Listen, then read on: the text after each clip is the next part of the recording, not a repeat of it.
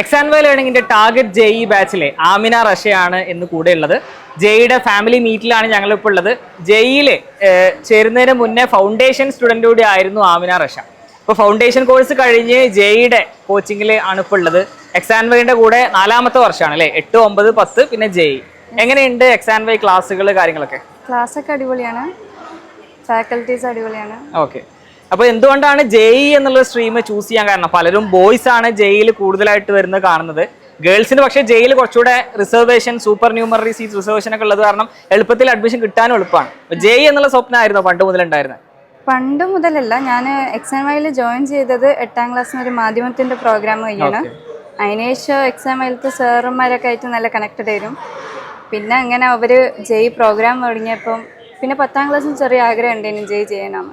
Okay, ഇപ്പോൾ foundation course ചെയ്തതുകൊണ്ട് തന്നെ കൺസെപ്റ്റ്സ് ബേസിക് ലെവൽ ഒക്കെ ക്ലിയർ ആയിരിക്കുമല്ലോ. അപ്പോൾ അത് എത്രമാത്രം ജെഇക്ക് ഹെൽപ്ഫുൾ ആയിട്ടുണ്ട്? ഒത്തിരി ഹെൽപ്പ് ആയിട്ടുണ്ട്. എന്നുവെച്ചാൽ ഞാൻ ആദ്യം ആവറേജ് ബിലോ ആവറേജ് സ്റ്റുഡൻ്റ് ആയിരുന്നു. എക്സാംവൈയിൽ വന്നതിന് ശേഷമാണ് മാത്സിലൊക്കെ കുറച്ച് ബേസ് ഒക്കെ വന്നത്. അപ്പോൾ അൽഹറമൈൻ സ്കൂളിലാണ് ആമിന റഷ പഠിക്കുന്നത്. ഹൈസ്കൂളിൽ അവിടെ തന്നെ ആയിരുന്നു അല്ലേ? സ്കൂളിങ്ങും ജെഇയുടെ ക്ലാസ്സുകളും പ്രത്യേകിച്ച് ഓൺലൈൻ ക്ലാസ് ആണ് നമ്മളുടേത്. രണ്ടുകൂടെ മാനേജ് ചെയ്യാൻ എന്തെങ്കിലും ബുദ്ധിമുട്ടുണ്ടോ? ചിലപ്പോൾ ബുദ്ധിമുട്ടുണ്ടാവാറുണ്ട്, എന്നാലും കുഴപ്പമില്ല. എന്നാലും ഓൺലൈൻ ഇപ്പോൾ നമ്മുടെ വീഡിയോ കാണുന്ന പലരും ഓൺലൈൻ കോഴ്സ് എത്രമാത്രം എഫക്റ്റീവ് ആകും എന്നൊക്കെ ആലോചിക്കുന്നവരുണ്ടാവും.